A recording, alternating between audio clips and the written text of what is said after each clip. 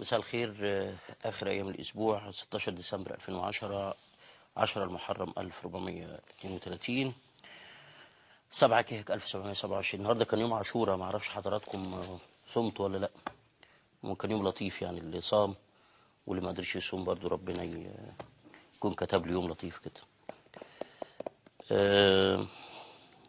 كان في خبر لزميلنا هشام جاد، بس هيتوفر لي المعلومات دلوقتي. هو عامل خبر بكره في صحيفه الاحرار عن مشكله جديده برضو من مشاكل اللحوم الهنديه. ما اعرفش حكايه هشام واللحوم الهنديه، لكن هو خبر بكره منشور في الصفحه الاولى في الاحرار. وقت ما يتسنى لي الخبر ومضمونه انا هكلم حضراتكم عليه على طول. زميلنا الأستاذ أشرف صادق الناشر النهارده في الأهرام خبر نقله عن أسقف حلوان والمعصرة الأنبا بسنتي. بيقول الأنبا بسنتي إن البابا شنودة يعتكف للصلاة من أجل مصر. الكلام إنه غاب البابا شنودة بابا الإسكندرية بطريرك الكرازة المرقسية أمس عن محاضراته الأسبوعية المعتادة لاعتكافه بدير الأنبا بشوي في وادي النطرون، والذي بدأه يوم الجمعة الماضي. قال الأنبا بسنتي أسقف حلوان والمعصرة وأحد أبرز معاوني البابا أن الاعتكاف هدفه الصلاة من أجل مصر ومن أجل حل مشاكل الأقباط، ورفض تحديد موعد انتهاء الاعتكاف، وقال نحن جميعا نصلي من أجل مصر وسلامتها وكل أبنائها مسلمين وأقباطا. وربط الكثير من رجال الكنيسة وعدد من النشطاء الحقوقيين بين اعتكاف البابا وحبس عدد من الأقباط بعد أحداث شغب العمرانية التي اندلعت الشهر الماضي بسبب رغبة الأقباط في تحويل مبنى خدمات إلى كنيسة.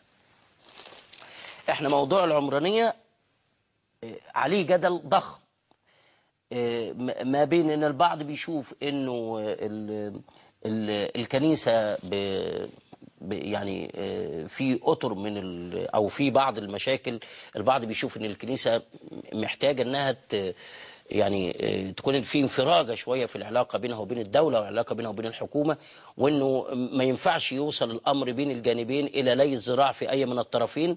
دي نمره واحد. نمره اتنين، البعض شاف لا، كانت العمليه او التعامل الامني مع المشكله كان جامد شويه، فكان المفروض تكون التعامل الامني اقل. وصل الامر ان احد الزملاء كتب مقال في صحيفه الاهرام. المقال اعتبره البعض انه يعني شديد شويه، وانه ما كانش المفروض ينكتب. كتب الاستاذ اسامه سرايا مقال اعتذر فيه عن او يعني اتكلم فيه عن البابا شنودة بالصوره اللائقه.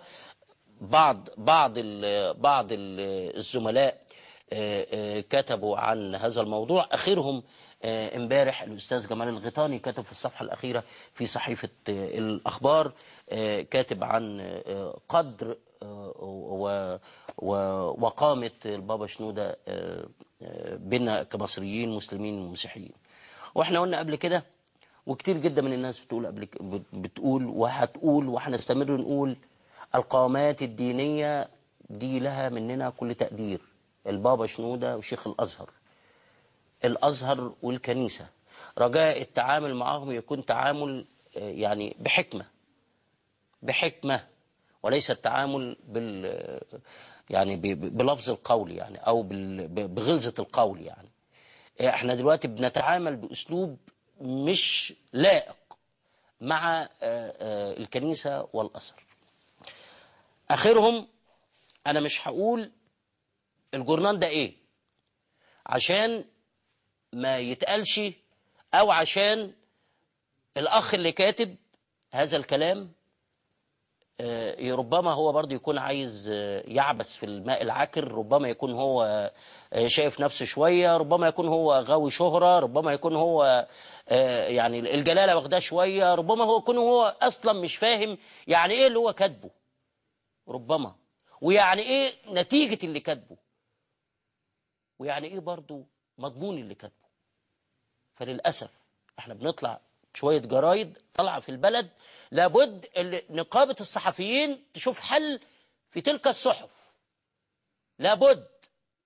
احنا مش هنفضل كل شويه يطلع جورنان بنكله يعمل لنا فتنه في البلد. يعني جورنان كده ربابيكيا يطلع يعمل لنا فتنه في البلد. مش ناقصين. وهنا في متطرفين وهنا في متطرفين. ف يعني لو جاز التعبير بقى، احنا هنا من البرنامج باعتبارنا احنا بنهتم بالصحافه، فانا بقدم لنقيب الصحفيين بلاغ رسمي ضد الصحيفه دي، ومش هقول ايه الصحيفه دي، لكن قبل الهوا على طول الاقي اكتر من 20 تليفون. ايه يا اخوانا في ايه؟ انت ما شفتش اللي نزل النهارده في جورنال كذا؟ لا ما شفتش. لا ده في كذا، في صوت عندي والنبي يا عمرو، ده في كذا. طب ايه كذا يا سيدي؟ الاقي اخطر اعترافات للبابا شنوده: نتلقى تمويلات وتبرعات من امريكا والفاتيكان، اطالب المسيحيين بمنع التعامل الاقتصادي مع المسلمين، من حق الكنيسه اختيار 8 وزراء في كل تغيير وزاري، الاقباط لن يحققوا اي مكاسب اذا انتهى الصراع مع اسرائيل. ليه؟ واللي كاتب ده كاتبه على اي اساس؟ لا وراجع لايه؟ بيقول انه راجع لحاجه سنه 73 كان البابا نفس المقال اللي نزل من كام يوم برضه في احدى الصحف وحذرنا. اذا كان هذا الزميل بقى فاكر ان لا، يعني رجاء بلاغ رسمي للاستاذ مكرم محمد احمد مني التحقيق في هذا الموضوع. إذا كان هذا الأخ اللي كاتب المقال ده عضو بنقابة الصحفيين يحاسب، بدل المسألة ما توصل لمرحلة إحنا مش قدها. قلنا شيخ الأزهر ممنوع ممنوع ممنوع حد يجي يمته، والتعامل معاه يكون بحكمة. رجل دين قامة وقيمة بالنسبة لنا. البابا شنودة قامة وقيمة بالنسبة لنا، ممنوع. أنا بتكلم بالنسبة للمصريين عموما، مش بتكلم بالنسبة لفئة عن فئة. التعامل مع الكنيسة والأزهر مش بالطريقة الفجة دي، والطريقة غير المهذبة دي، والطريقة غير المحترمة دي. ف خالد البري ده محامي نقد، لقيته بيكلمني من شوية، ده فيه كذا كذا كذا كذا. يعني قلت له رجاء لا تذكر أسماء، ولا تدي ده فرصة أساسا إن إحنا عايزين نذكر اسمه في أي حتة، وإنه البلاغ يكون من هنا لنقيب الصحفيين. خالد معايا؟ طيب هات خالد البر المحامي. ازيك يا أستاذ خالد؟ ازي عليك يا باشا؟ أخبارك إيه؟ أنا آسف جدا وحزين جدا على اللي بشوفه منشور في الجرايد اليومين دول. طيب من غير ما تذكر اسم الجورنال ولا غير ما تذكر اسم الصحفي يا باشا، انا مش عاوز اذكر اسم الجورنال قول لي تاريخه كام؟ تاريخ 15/12 يا باشا. 15/12/2010. 2010 يعني امبارح. البلد مش ناقصه مشاكل ومش ناقصه صراعات ومش ناقصه فتن، والبلد فيها اللي مكفيها، والانتخابات واللي حصل في الانتخابات، والبلد مش ناقصه. البلد خلاص على فوق بركان. فيجي صحفي ما يسواش طلط ابيض. لا بغض النظر لا طلط ابيض ولا خمس ابيض. هو صحفي خلينا في البلاغ الرسمي. ما يعرفش اللي يكتبه ده يسبب فتنه في البلد. هي دي المشكله. فانا اتقدم ببلاغ رسمي للنائب العام والنقيب الصحفيين، اطالب باغلاق هذه الصحيفه الصفراء اللي بتشوه الديمقراطيه في مصر، اللي بتحاول تعمل فتن بين المسلمين والمسيحيين. وفي البلد مش ناقصه فتن ولا ناقصه اضطرابات ولا ناقصه مشاكل، واحنا في مرحله ربنا يعلم باللي فيها. فانا اتقدم ببلاغ رسمي لمعالي المستشار النائب العام يوم السبت ضد هذه الصحيفه، وهختصم نقيب الصحفيين واطالبه باغلاق هذه الصحيفه، ماشي، والتحقيق الفوري مع هذه الصحيفه ومع هذا الصحفي اللي بيتسبب في فتنه غير محموده الجانب في مصر. يعني ايه يا جماعه؟ ماشي يا عم خالد. اشكرك استاذ خالد البري، ده محامي من المنصورة.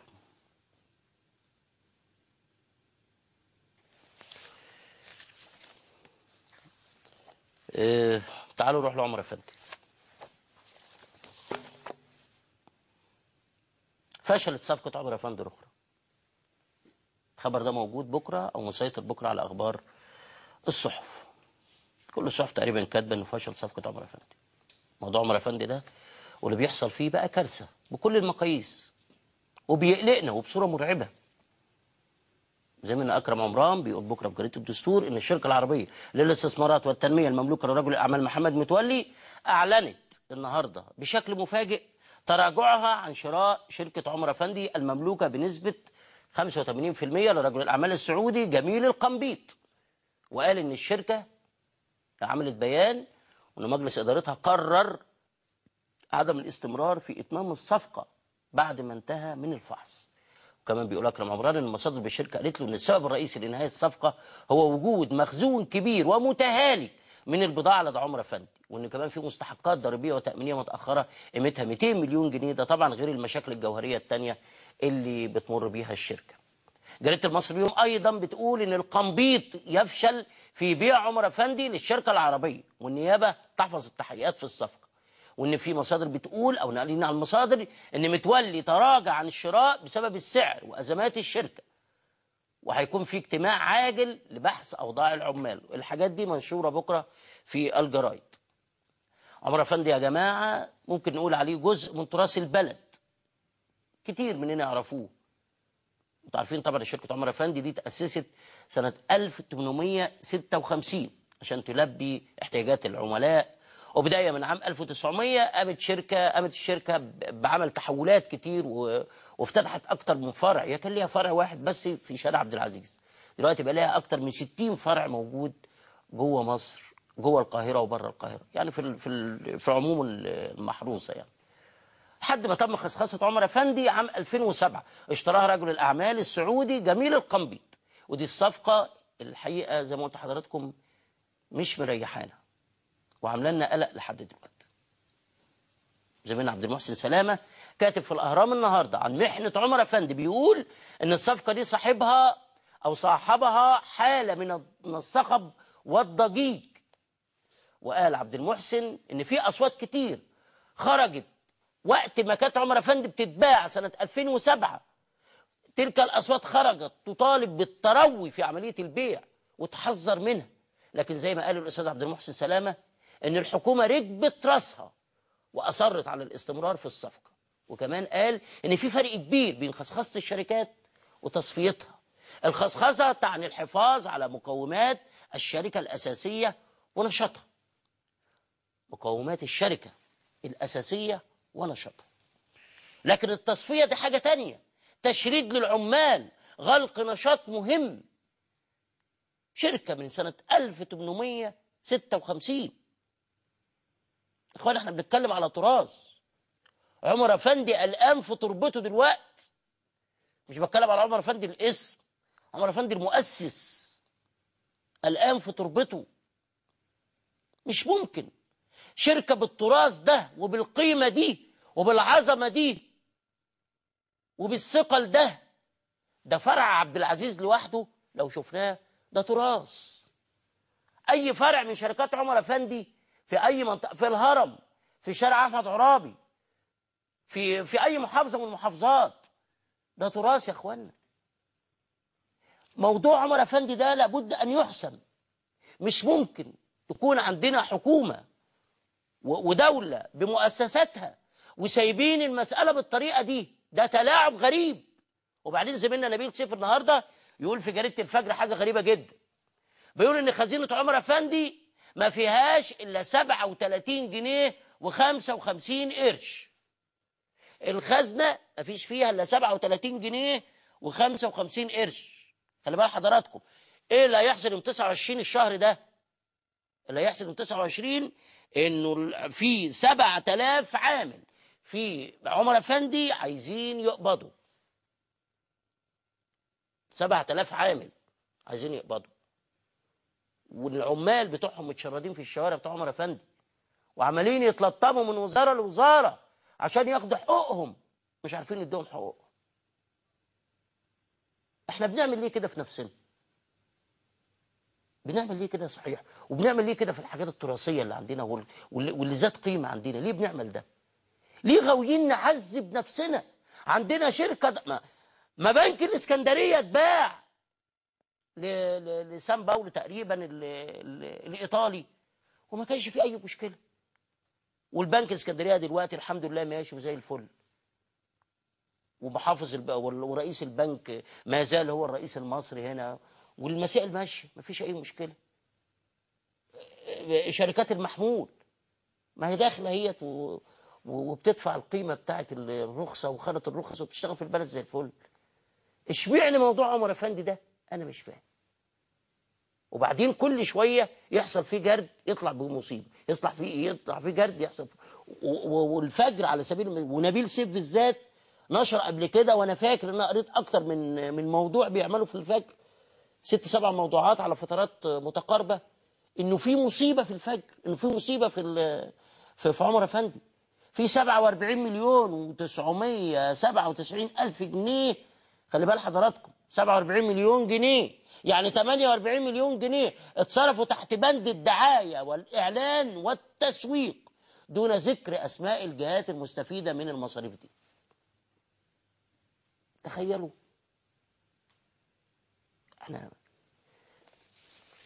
هو ده مش ملعب؟ مش ده اهدار لملعب؟ طب حقيقه الصفقه ايه؟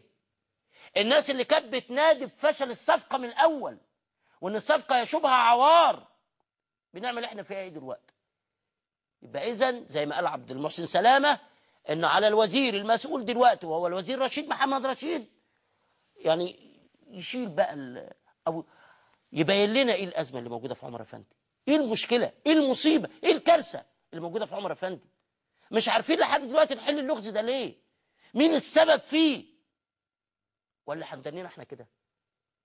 عمر افندي اتباع ارض وعقارات وبضاعه كانت موجوده سنه 2007 اتباع ب 554 مليون جنيه تقريبا، فيما ان في قيمه الاراضي اللي كانت موجوده تفوق ال 2 مليار جنيه، ويتباع عمر افندي كله ب 560 مليون جنيه. فرق المليارات دي راح فين؟ 1.4 على الاقل، 1.4 مليار جنيه راحت فين؟ مين المسؤول عن اهدارها؟ هو احنا مش اولى بيها؟ الناس التعبانه دي واللي مش لاقيه لقمه تاكلها مش اولى بالمليار و400 مليون جنيه؟ ده على اقل تقدير. ولا احنا بس شاطرين كل شويه عايزين نبيع الخصخصه. هو احنا قلنا لا مش عايزين خصخصه؟ بس على اسس، على قدر من التعقل، من التريث، من الحكمه. مش كده عايز ابيع الحاجه وكانها واقفه على قلبي. يا اخواتي بيعوا عمر افندي، بعنا عمر افندي كأن عمر افندي ده بوبع. بعنا عمر افندي، عملنا احنا ايه بيه دلوقتي؟ كل شويه نطط لنا عمر افندي عمر افندي عمر افندي، خازوق. طب ليه؟ مش عارفين نتعامل مع شركه بالطريقه الكويسه والطريقه المعروفه على مستوى العالم؟ في مقالين النهارده، واحد للاستاذ عبد الله كمال في صحيفه روزا اليوسف تحت عنوان النقابات والمناصب الوزاريه، وفي مقال للاستاذ صلاح قبضايا بيقول العب غيرها ايها الحزب الوطني. ايه علاقه المقالين ببعضهم؟ شامم ريحه كده ان في تغيير وزاري من المقالين. طبعا دول قامات صحفيه وكل واحد ليه طبعا مصادره. بس يا عبد الله كمال بيقول حاجه لطيفه جدا، بيقول هو احنا ليه ما نهتمش شويه بالنقابات، بنقابه الصحفيين ونقابه المحامين؟ ليه؟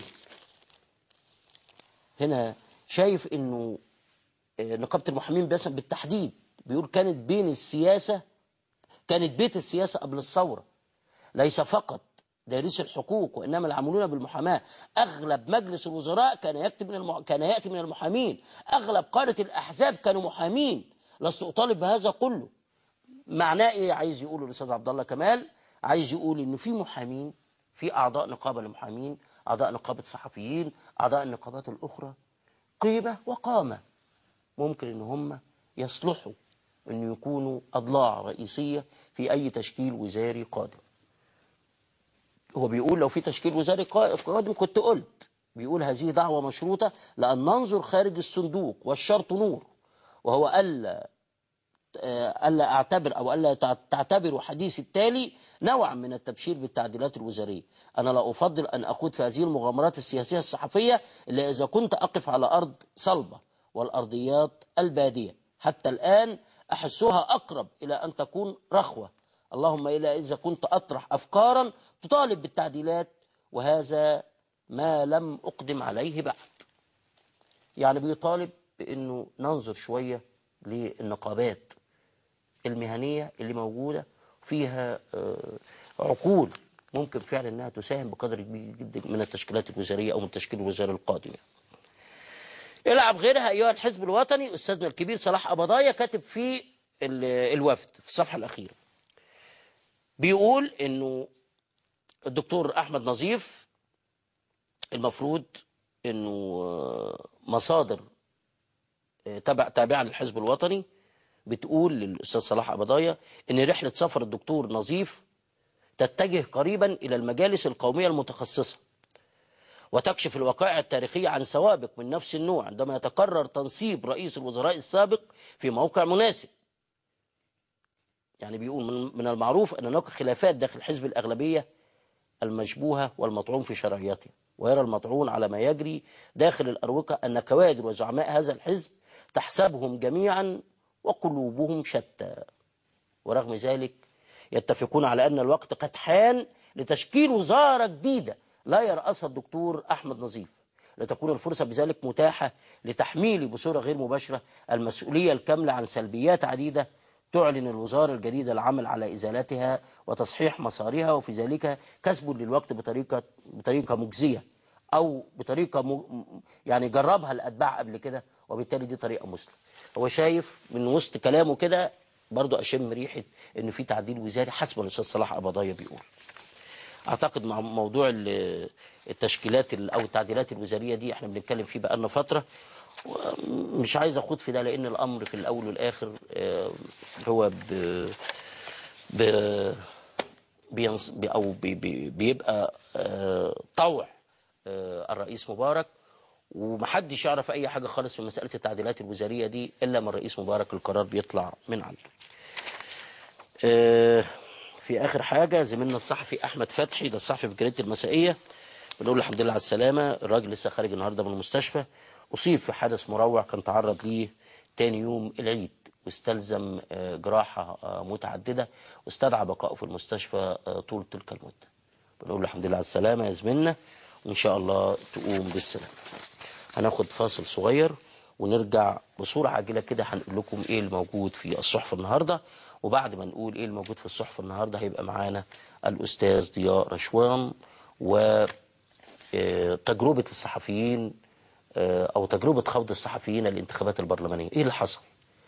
هل الصحفيين زيهم زي الفئات الأخرى ولا إيه اللي حصل بالظبط؟